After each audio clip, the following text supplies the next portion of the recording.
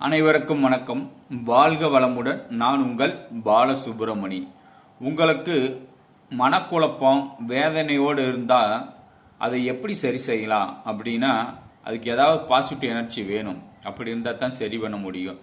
திடீர்னு சரியாகாது. ஏதோ ஒரு பாசிட்டிவ் நிகழ்ச்சி நடக்கணும், இல்லைன்னா நம்ம பாசிட்டிவாக ஆக்கணும். அதுக்கு என்ன செய்யலாம் அப்படின்னா, நீங்கள் உங்களுடைய ஜென்ம நட்சத்திரம் வரும் நாளில் கடல் பக்கத்தால் இருக்குன்னா கடலை போய் நல்லா குளிங்க. குளிச்சுட்டு வந்தாவே உங்களுடைய மனக்குழப்பம் தீரும். மனக்குழப்பம் தீருதுன்னா வேதனை தீரும். சரியான முடிவை எடுக்க முடியும்.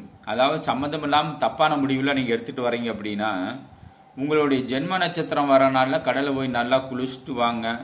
மனக்குழப்பம் தீரும், தெளிவாக இருக்கலாம், வேதனையும் தீரும், சரியான முடிவு எடுக்கலாம், வாழ்வில் சிறப்பாக வாழலாம், மகிழ்ச்சியாக வாழலாம். இதை செய்து வாருங்கள்.